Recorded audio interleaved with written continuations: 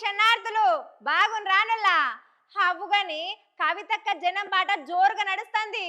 ఒక్కొక్కరిని వరుస పెట్టి ఆరుచుకుంటుంది కదా.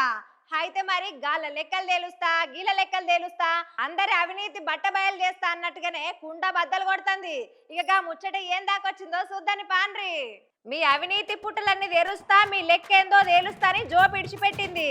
నేను మీ మీద చేసినటువంటి ఆరోపణలకు మీకు దమ్ముంటే సిగ్గుంటే ప్రజాస్వామ్యంలో ప్రజల మధ్యలో ఉండాలనుకుంటే జవాబు చెప్పండి. అంతేగాని నా మీద మొరిగేటటువంటి వాళ్ళందరినీ వదిలిపెట్టి ఏది పడుతుంది మాట్లాడితే నేను చూస్తూ ఊరుకుంటాను అనుకోదు.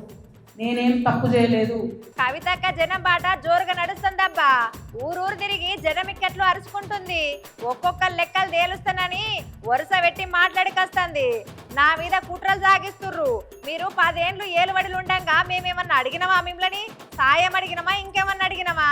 మా మీద తప్పుడు ప్రచారం చేస్తుర్రని నోటీసులు పంపించింది కొందరికి. నేను న్యాయం దిక్కు నిలబడ్డా. నన్ను ఎవరు అన్యాయం చేసినా తెలంగాణ బిడ్డోళ్ళకి ధైర్యంగా ముందలకొస్తా, అలా లెక్కలు తేలుస్తా అని గట్టిగా పట్టుబట్టిందబ్బా. చూడాల మరి ముందల ఎట్లా ఉండబోతున్నదో. ఇక అటు దిక్కు చూస్తే ఆంధ్రలో సుతా జగనాలు సారు షర్మిలక్క పోటీ పడి కొట్లాడిండ్రు. ఇక ఇప్పుడైతే ఒక 10 సెటిల్ అయింది షర్మిలక్క.